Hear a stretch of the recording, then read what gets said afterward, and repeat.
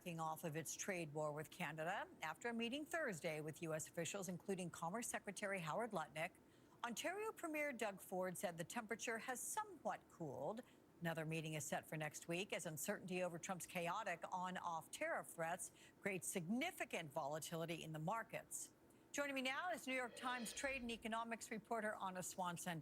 Anna, good to see you again. We spoke yesterday as well, but let's talk about the president who said he's not going to bend at all when it comes to Canada, saying that the U.S. doesn't need anything from our neighbor to the north, even though Canada sends 80% of its exports to the U.S., while only 17% of America's exports go to Canada.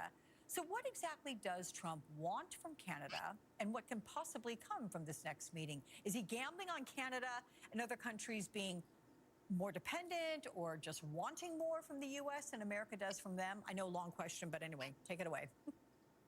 Yeah, so the president has repeatedly talked about how he doesn't want to rely on Canada anymore for certain industries, and he thinks the United States should be able to make those products themselves. So he's talked about that with Canadian cars, with lumber, with other goods, with electricity. And the fact is that the United States and Canada do have very integrated economies, so there are lots of things just going back and forth across the border every day, and a lot of businesses that depend on it. But I think the other really interesting thing to note is that beyond the economic dimension of it, the president keeps bringing up this idea that Canada should be part of the United States.